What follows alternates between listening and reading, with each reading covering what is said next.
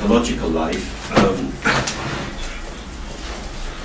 what we might find in ourselves, and certainly in many of the people we see, is a movement between a fusion with events and a objectification of the self.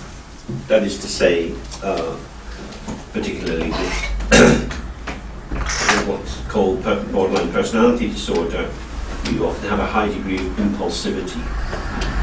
So a feeling arises in the person, I just have to, or I don't care, I'm going to, and there's an abandoning of the self into whatever that aroused place would be.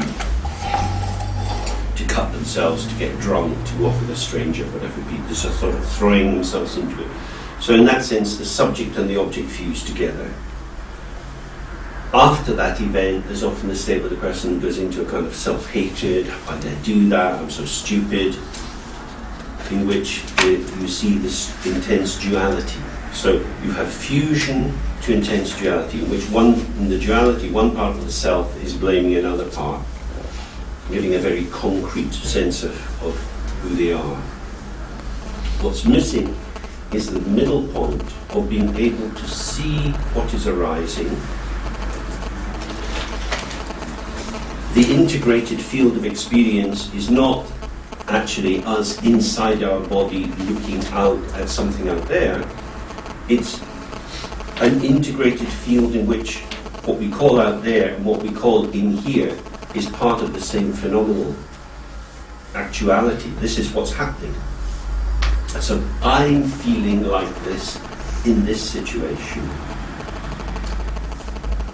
Where will I position myself in order to have some clarity about that? If I fall into the experience, it will carry me away. If I try to stop myself in a strong way, I'm likely to go off in another spiral, because I'm now gone into a mental world of beating myself up. So I want to be able to position myself at a crossroads in which the arising field of experience in which I am participating is revealed to the observing self, or the aspect of awareness, so that we experience ourselves as simultaneously both the, if you like, the medium in which the whole field is registering itself. I'm in touch with what's going on, and I'm in touch with the possibility of mobilizing into that field. What is the point of the mobilization? To put it in another language, if you think of subpersonalities or self-states, that when we become fragmented in ourselves, the intolerability of the situation is usually based on poor intrapsychic communication.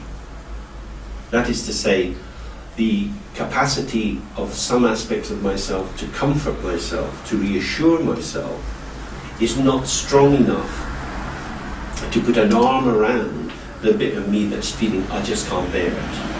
That's, with personality disorders, that's often a very hurt and wounded part from early on in childhood. And it's really sort of buzzing.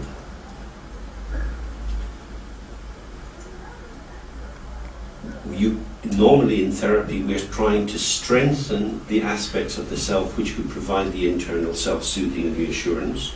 And we do that by building up more intrapsychic communication, which simultaneously requires more interpersonal communication. Because you can use either route. You can get people into keeping diaries about themselves or catching them in the moment and helping them to see what's going on. But you can also encourage them to look around the world and see how external events impact them. Because the more sense you have of the toing and froing, the movement of self and other in the world, it feeds into having the sense of the different aspects of yourself internally. So intrapsychic communication and interpersonal communication are part and parcel of the same thing. If you get poor communication in one, you're going to get poor communication in the other. From the point of view of meditation, we approach this in a slightly different way. The main goal is to become calm and clear. That is to say, we're working directly with the felt experience of the observing self, not on the basis of practicing on trying to see what's going on and tracking the various moves that are occurring all the time, but of taking a simple focus and trying to refine a felt sense of it. So some of you will be very familiar with what's called shamatha or shine, or calming the mind. And we can do some of this practice just now. It's quite straightforward. Sit in a relaxed way so that your skeleton's holding your weight. Look back fairly straight, and you can feel the weight of your shoulders coming down. You put your hands on your knees or in your lap.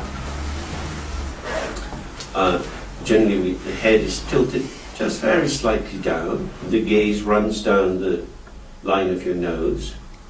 The tongue is in your mouth, up on the hard palate, and that helps the breath and saliva to circulate okay. The gaze is, the eyes are not very wide open, neither are they closed, just a little bit open and looking down. And we're sitting here, we're all alive, which means we're all breathing, which means the breath is coming in and out through the nostrils. We simply focus our attention on the flow of the breath. Unless we do suddenly die, the breath will keep moving, so there's always something to attend to. The key thing here is you develop a clear intention. I am going to focus on my breath. That is to say, for the purposes of the next, say, 10 minutes, there is nothing more important than following the breath. That's a sort of organizing intention.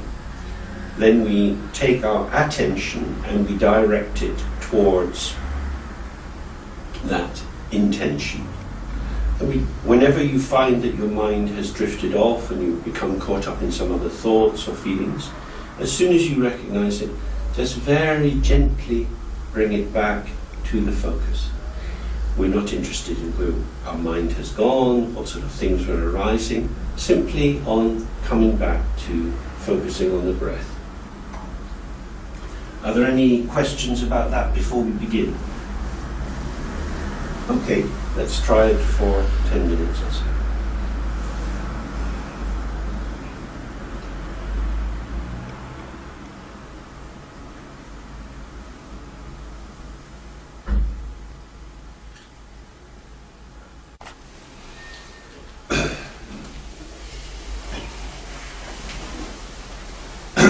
So,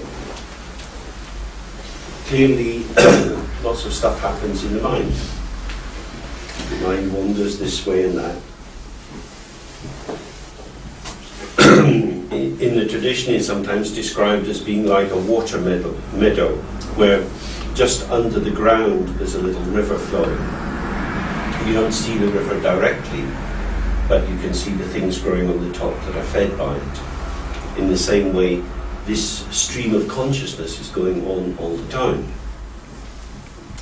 It's been a very influential idea in Western psychology from the time of William James, that this movement of the mind, which is almost coming into form and yet ungraspable, is the, you could say, bedrock, but clearly it's not a rock at all. It's a ceaseless movement which exists as an ongoing potential, and we could dip into it or not.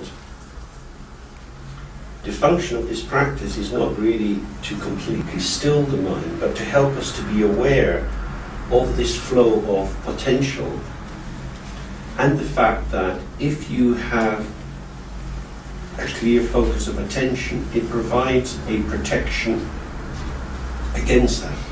Just as in some other methods of meditation, people rely on mantras. And a mantra is simply a series of sounds which are repeated again and again and again, and they allow the mind to have a focus which protects it from distraction. The meaning of the word mantra means protector of the mind. Manas, the mind, and dra means to protect. So, just as, say you've got a boring wait in an airport, if you're lucky you've got a good book and you go into your book and you sit there, every now and then you check your watch and think, oh, what's happening? But the book's good and it provides a protection against all the turmoil. And if you didn't have that book, you might be getting much more agitated. Now, with a novel, you give yourself into the storyline. There's quite a lot of fascinating hooks in the characters and so on that keep your attention. When you're focusing on the breath, it's not nearly as interesting. The breath is actually quite tedious. So it gives us the chance to increase the sense from the subject that my attention, the clarity and quality and force of my attention can be determined by my own subjective intention and not by the quality of the object. You know, kids often say that, don't they? You know, you say, you know, what's geography like? It's shit, it's boring. Teacher's boring. Well, you've got to get through the exam. Yeah, but it's boring. Now, they're saying very clearly, the object field doesn't have enough hooks to hold my attention. They're blaming the object for the lack of bridging across. And what you have to try and encourage them to do is to find a way to make it fascinating enough, and if not, to have enough fear of failing the exam so that you're going to keep redirecting your attention out onto the object. And this is very important clinically, because an impulse to binge eat or to cut yourself or to have a fag or whatever it would be the person is struggling with is very fascinating. It's very interesting. This is a well-oiled groove. This is something which has a lot of habitual investment, and it seems highly meaningful at the time. If you're going to resist following that, do you need something to cling on to, which could be a map of the procedures, it could be a remembrance of the consequences of what would happen, you know, a kind of setting of the sequence of cause and effect. Well, you've done this in the past, did you get any benefit? No, well, you just need to remember that, and so on. That gives something to hold on to. The advantage of developing clearer attention means that in the moment where this tempting melange of sensation, affect and cognition is arising with strong hooks that seem to catch you, you can allow these hooks to relax by your non-participation. I mean, usually with habits it's a bit like Velcro. The two parts, the arising of the, if you like, the object side, the phenomena moving in the mind, and the quality of our attention just lock in. We surrender into the object. And this kind of practice is designed to give us more capacity not to do that. Not as a resistance that is based on pushing it away as if it was something bad, but rather getting a midline, a middle way of neutrality. It's just stuff. That it is my habit, my habitual investment in this particular form that gives it its shimmer. Because if we look around the world, we see lots of people don't do what I do. How come they're not interested in doing this thing which I feel I have to do? That's proof that it's not in the object. The power isn't in the object. The object is not inherently shining. I, through my particular constellation of responses and beliefs and projections, I myself am making this shining. And you see that, you know, especially with young girls when they're starting to move towards altered eating patterns or starting to cut themselves, and you get superficial scratches and so on, and they're starting to invest this as something really important. that this becomes a place whereby they can stabilize and some sense of power and definition in their lives when they're at the mercy of hormonal changes, bodily changes, and so forth, which are deconstructing the familiar sense of who they had before the puberty started. And you can, in that, and it's often very painful clinically, you can see how anything can be invested with importance. The most stupid nonsense things can be invested with importance. This is part of our human conditions. We are suckers. We are mugs. Barbie, My Little Pony, cheap plastic tat, in an old-fashioned word, rubbish. But not rubbish to the little person with big, big eyes looking at it. Wonderful. They are putting their imagination, their sense of vitality and meaning into this object. This shows us something very, very important about the mind. The mind is the maker of meaning. Meaning doesn't exist out in the world. So again, this is very similar to an existential reading, isn't it? That we're thrown into a world in which everything is available as a potential, but we ourselves have to find ways of constellating, of shaping events so that they start to sing for us. The second move, of course, is we then forget that we have done that and feel that the thing is a necessity in itself. I have to do this. But you're choosing to do it. No, I have to do it. I have to, get this new doll or this new football card or whatever it will be. And then later, I can't eat. No, I'm not going to do it. I can't. Why not? You were eating last year. You used to love this. You insisted you had this at least once a week. No, why don't you want to eat it? I can't.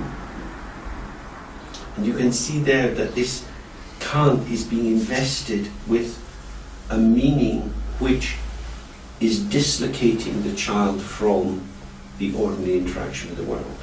When we talk of the terrible twos, it's as soon as kids start to come into language, no becomes immediately invested with a lot of power. As soon as the child realizes that they can block the flow of intercourse, it becomes very powerful.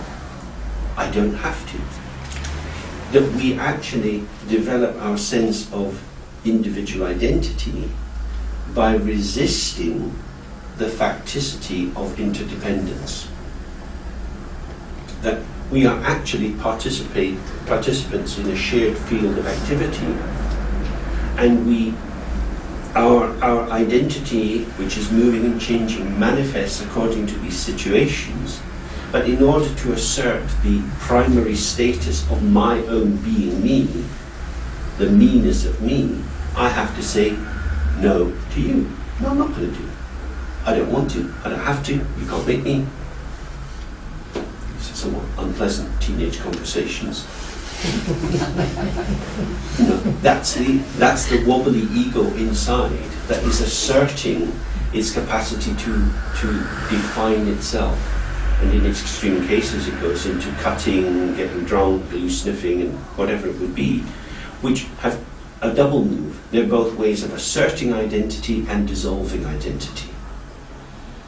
And why is that possible? Well, Buddhism would say it's because there is no inherent self-nature.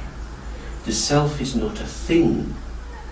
It is a particular patterning which requires nurturing and maintenance moment by moment. And that continuity can be put into question at any time. We might suddenly get a bad diagnosis from a hospital encounter. We could be in an accident. Somebody close to us could die.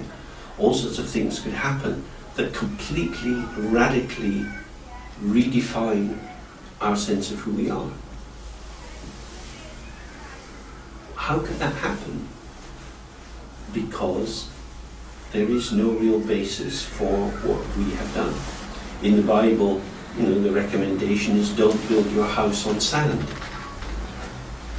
Get something stable and secure. But as we were looking before the break, maybe there isn't anything secure.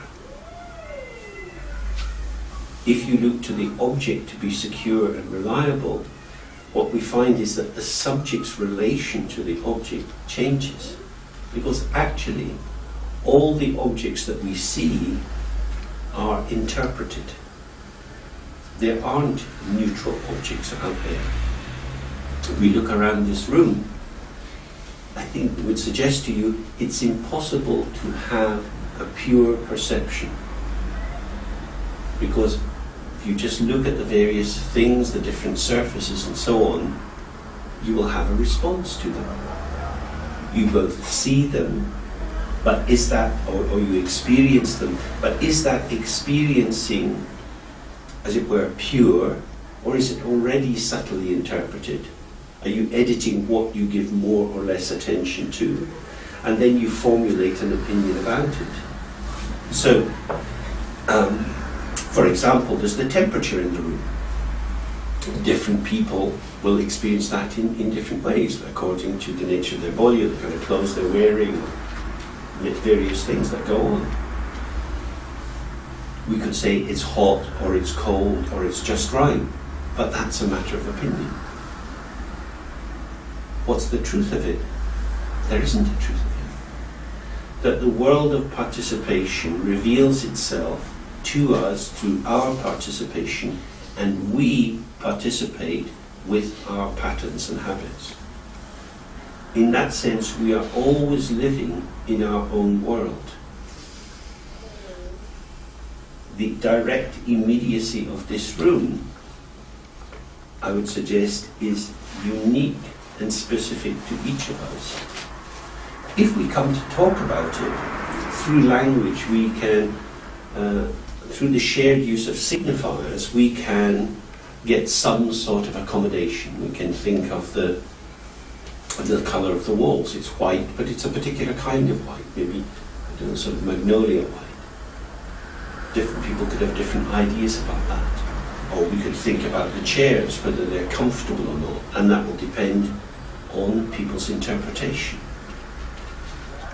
So this is a central thing, is that the mind is implicated in everything we do. It's not an add-on after the fact. So it's saying that their objectivity is itself an illusion. So that in that sense, the scientific notion, or even the phenomenological notion from Husserl and Merleau-Ponty of bracketing off assumptions to try to see things precisely as they are in an objective way, that's a kind of red herring, because there is always interpretation. It's always how we take it, and we take it according to causes and conditions and circumstances. So the key focus then is, what is the nature of my embodied experience in relationship to this shared phenomenological world? And a decision has to be made by each of us. Am I more myself through increased connection with the world, or more myself in withdrawal from it? If you follow Jung's idea, he says, introverts are exhausted by interaction and need to come back into themselves to recover. Extroverts become exhausted if they spend too much time on their own and need to go out into the world of interaction in order to refresh themselves. So you get contrary movements. However, even for introverts, they're introverted into the contents of their own mind. When a baby is born, it doesn't seem to have too much in its head. Their eyes are very, very big. They're looking around all the time. They're sucking it in. Sucking it in all the time, aren't they? They're really scanning the environment. They are informing themselves. So even the introvert who doesn't want social interaction is simply up in the lumber room of their mind, wandering around with the old furniture that they introjected at earlier stages in their life. It's actually interpersonal debris that they are rearranging as if it was